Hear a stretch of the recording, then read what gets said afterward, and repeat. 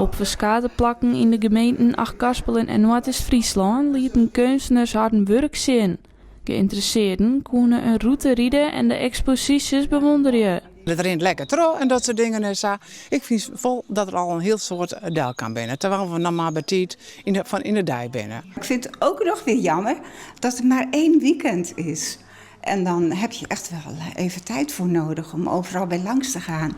Bij Spoelstra is van alles te vinden in de tuin. De reactie kreeg, nou, je wordt er blierd van.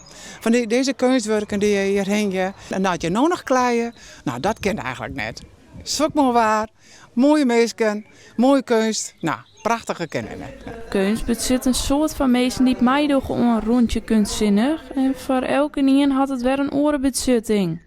Heel leven lang ga ik tekenen en schilderen. Dus het is een onderdeel gewoon van mijn leven. Als ik het net hier, dan wie ik net zat ik nou ben.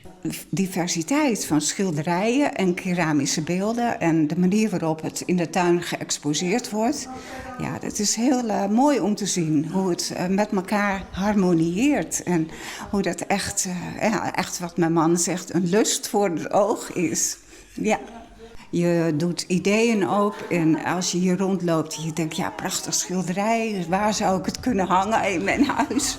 Ook in de Benedictus-kerken in Koortse-Tille wie van alles te bewonderen. V. Postma had een bijzondere wijze van kunst zien. Ik schilder op de computer. Ik heb een tekendiploma met tekenpen.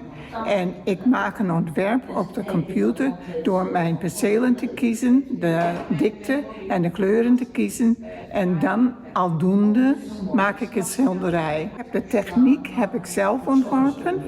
Er is niemand anders die het doet op mijn manier. En mensen die mij vaker zien herkennen mij ook.